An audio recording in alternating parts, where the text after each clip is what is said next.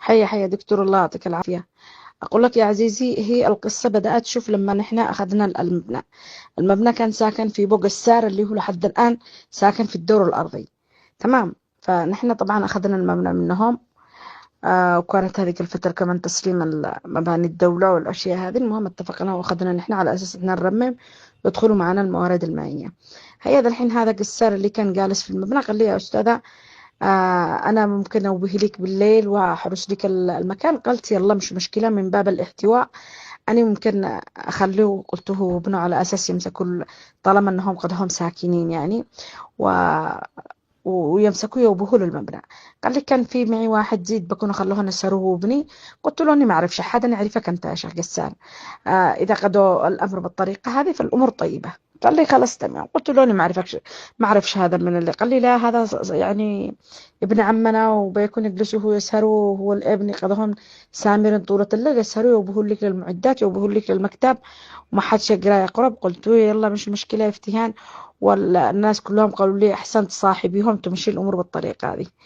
المهم كانت الأمور شوف طيبة، إلى أن ما بدأت أحس إنه بدأ يتدخل بكل اللي يشتوه كل شوية، يطلع لي بحق. هذا اللي هو قسار. فأنا أقول لك القصة، شوف، مش بالابن، القصة بقسار اللي هو جالس في المبنى. الآن أنا أطالب بإنه يخرج من المبنى ويسلموا لي المبنى كامل. المهم يا عزيزي، في الأول بعدين طبعا أتأخر حق اللي هو حق المبالغ، حق الحراسة وكذا، حق شهر شوية. أدري لك قد استوقف لي قبل شهر المحاسب حقنا مسؤول المصروفات، وقد رمى رصاص عليه، وقد أخذ شو يأخذ الشنطة وشو يسرق الجوال عليه. هذا محمد صادق. وهو يسمعه يقول له: أنا قال لي قسر أتصرف معك. المهم لو كان محمد ناقي والعيال وكانوا قبل المبنى، كان الأب راح فطيس، كانش قرحه. وبالنهاية يقول لك: هذا محبب، هذا مجنون، هذا طرح الآلي فوق راس أبوه، ده طرح الآلي فوق. يا شا قسار، قلت له: الابن جبته أنت، أنا ما أعرفهوش وما ليش علاقة. قلت له: أنا لي علاقة، لأني أسلم لك المبلغ تجيبه لابنك، تجيبه للجيران، تجيبه لهذا. قلت له: الاتفاق على أساس إنك توبه لي الأشياء، مش تجيبه لي. قلت له: بلاطقية تبلطقوا علي. المهم طبعا أنا قلت لهم: خلاص، ما عاد لكمش دخل في الموضوع الحراسة. ورفعت قضية للنيابة العامة، ومن هذاك الوقت وأنا تابعة. هذا قبل شهر.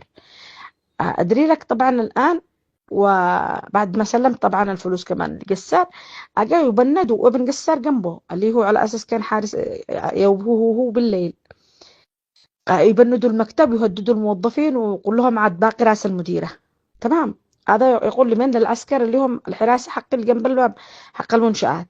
ويبندوا من داخل ومن خارج وخذوا فلوسهم مشوا. هذه المرة الثانية. وقسار ما زال برضو يكارح انه ما لهش دخل انه ده اصلا محبب. قلت له: والله محبب في حاجة اسمها مستشفيات، في حاجة اسمها قيد، في حاجة اسمها حبس. انما قلت له: قد عنده جرائم قتل، وقد عنده مدري ايش، والابن معلم من اكثر من جهة، كل شوية يعني يتهبش لهم بحاجة. المهم حاجة من هذا القبيل. فأنا عرفت انه المعضلة كلها مش لا بالابن ولا بغير الابن، مأمور. القصة كلها بقصار يعني. فأنا ضاغطة طبعا الآن على المحافظ، ضاغطة على الناس كلهم. قلت لهم: أنا بعمل إضراب تدريجي، لكن بعدين بقطع نهائيا عليكم. حركوا حملة أمنية، فتشوا البيوت الأولى واللي قبلهم طبعا. تخيل، هذا مدير إدارة الأمن ابن عمه اتصل بهم قال لهم: إحنا واقفين هربوا بالابن. المهم لما أسمع القصص والله إني أضحك يا دكتور رياض، خلاه على الله. بس برضوني مصممة أنني أنهي الموضوع بأي شكل من الأشكال. فالموضوع قلت لك هو بالطريقة هذه. وقال: ها، ليش تجيبوا فلوس القسر؟ ما تجيبوا ليش، ولازم تجيبوا لي فلوس. فالقصة طبعا بتجلس استنزاف، وتجلس طبعا استغلال، وكل شوية يجلسوا يتبلطقوا تحت كل المسميات. هو خلاص، خلاص رجعوا بس. هو زعمش عمل لك التزام. قلت له: أنا ما اشتكش لا أنت ولا هو. ماذا الحين؟ من قال لكم؟ قلت له: أصلا أنني بحاجتكم. أنا نقلت إنه قد أكون من أهل البيت وش تحترموا أنفسكم، وقد أكون مش أولى من الناس الغرب. ولا أنا ما نجي. قلت له: مجبورة أصلا إنني أدخلكم ولا أخرجكم أصلا عندي. الموضوع قلت لهم انتهى وحسم يعني. من المرة الأولى قلت له: حسم موضوع الابن هذا.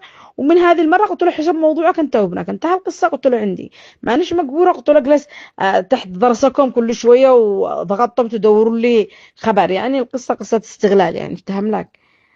فأنا قصدي كمان يذكر إنه الشيخ قسر هذا لازم يخلي المبنى، ونحن بنأمن أنفسنا، نجيب من الأمن المركزي ونحمي المبنى ونشوف كيف بنعمل.